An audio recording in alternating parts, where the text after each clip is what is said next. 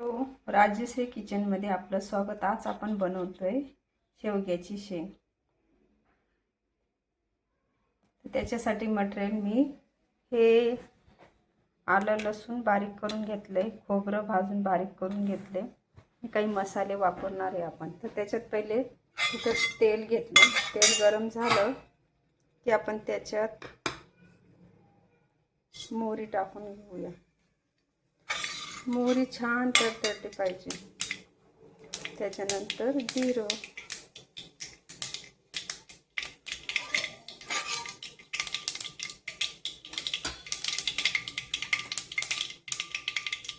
आलं लसूणची पेस्ट,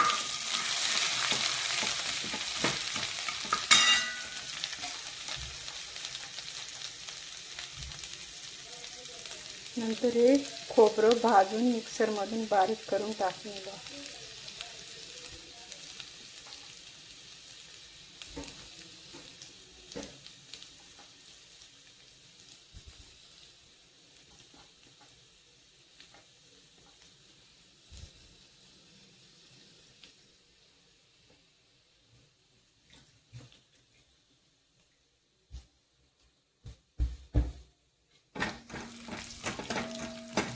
आता हे व्यवस्थित परतून झाल्यावर याच्यात आपण मसाले टाकून घेऊ।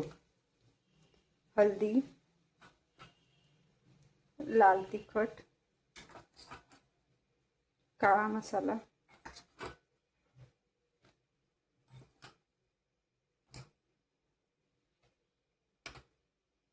आता हे मसाले नीट मिक्स करून घ्यायचे।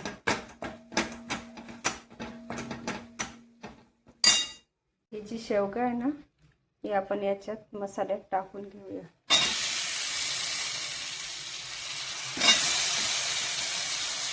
त्याचं सूप पण खूप छान लागतं आणि सुकी पण छान अशी खायला पण करू शकतो। पण मी याच्यात थोडं असं रस्स्यावाली करणार आहे, जे आपण पोळीसोबत, रस्स्यासोबत, पोळीसोबत किंवा भातासोबत खाऊ शकतो रस्सा असं। आता ही 5 मिनिटं अशीच असू देते। नंतर याच्यात पाहिजे तेवढं आपण पाणी टाकून घ्यायचंय, वरून थोडं मीठ आणि कोथिंबीर।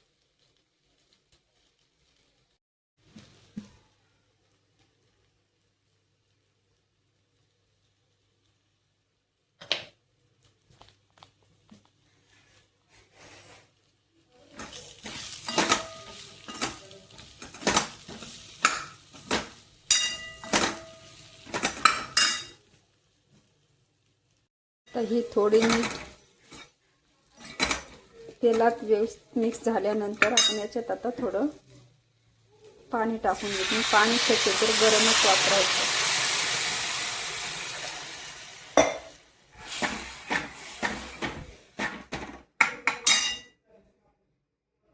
ही आपली शेवग्याची आमटी, शेवग्याची भाजी रेडी झाली। आता ही भाकरीसोबत, पोळीसोबत किंवा भातावर पण खाऊ शकतो। खूप छान चविष्ट आणि पौष्टिक आहे। तर तुम्ही पण ही भाजी जरूर करून बघा आणि माझा व्हिडिओ आवडला असेल तर लाईक करा, शेअर करा आणि सबस्क्राईब करा। Okay, bye.